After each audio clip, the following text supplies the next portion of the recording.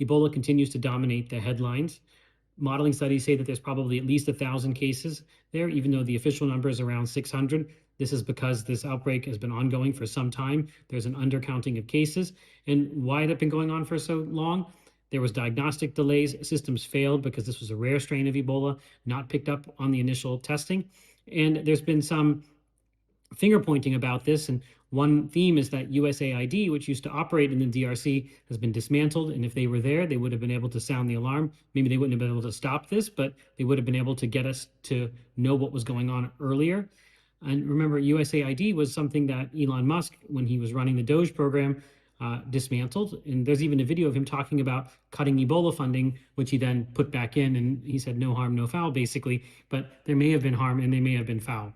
And speaking of US government agencies, CDC has had over 700 people in their emerging disease branch or the emerging disease activities leave, contractors and employed. And the head of their high consequence infectious disease group also has left. That's who would be responsible for Ebola. So there is massive problems going on with the way we respond to infectious diseases. That being said, there are organizations like BARDA, the Biomedical Advanced Research Development Agency, that was responsible for Operation Warp Speed, that are working to take forward a monoclonal antibody made by MAP Pharmaceuticals. MAP Pharmaceuticals was the one who put together ZMapp, which was one of the early antibodies tried during the 2013-2014 outbreak. Now, this is a monoclonal antibody that's targeted towards Ebola Sudan, not Ebola Bundibugyo, but it may have some cross-reactive ability.